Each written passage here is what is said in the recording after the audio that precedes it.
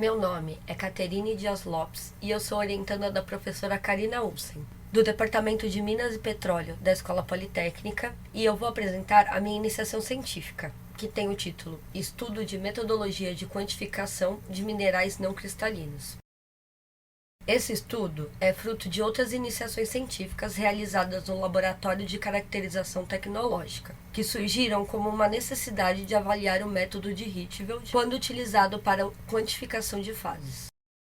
Especificamente para esse projeto, foram consideradas quantificações de fases para amostras com estruturas de baixa cristalinidade e amorfas, através do método do padrão interno, com o objetivo de analisar os efeitos da fase amorfa na difração de raio-x e desenvolver uma metodologia de correção da quantificação de fases.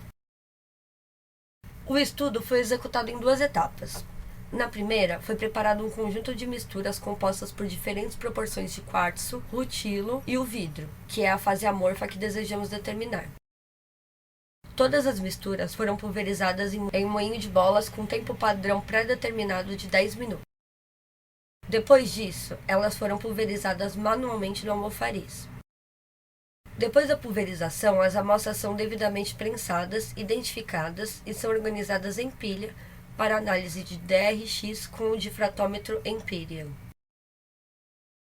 Como resultados, foram obtidos valores com baixo erro apenas para as amostras com baixa quantidade de material amorfo, o que sugere que algum parâmetro desconhecido pode estar exercendo influência nas intensidades do padrão de difração.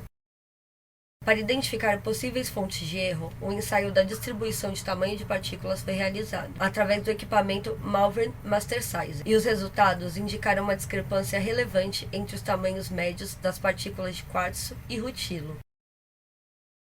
Na segunda etapa, foram produzidas novas misturas nas quais a amostra padrão de quartzo foi substituída pela de fluorita, e a metodologia de homogeneização das misturas foi corrigida. A diferença na preparação para essa etapa é que as amostras, depois de pulverizadas, foram misturadas com álcool isopropílico em um tubo Falcon e agitadas manualmente em tempo padrão de 5 minutos.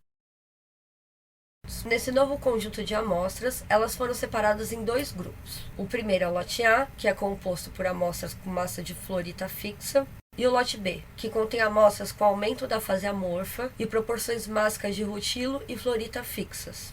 Como resultado, tivemos os seguintes gráficos.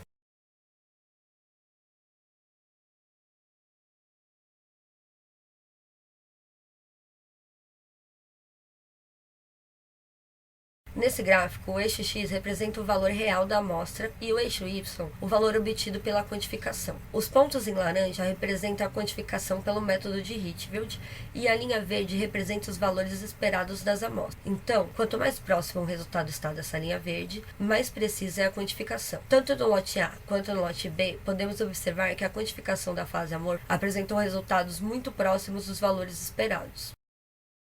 Acredita-se que a discrepância no tamanho de partículas das amostras padrões de quartzo e rutilo, associadas a uma homogeneização inadequada, foi responsável por produzir distorções de intensidade que comprometem uma quantificação precisa. Na segunda parte do projeto, o padrão de quartzo foi substituído pelo padrão de fluorita, e a preparação da homogeneidade das amostras foi aprimorada. Como resultado, as quantificações passaram a apresentar uma precisão considerável. Teve-se uma boa linha de tendência praticamente para todo o intervalo, apresentando erros menores do que 3%.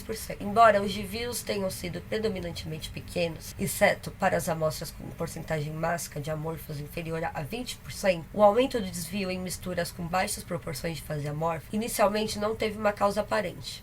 Portanto, é necessário realizar uma investigação mais detalhada da quantificação de fases amorfas em baixa proporção.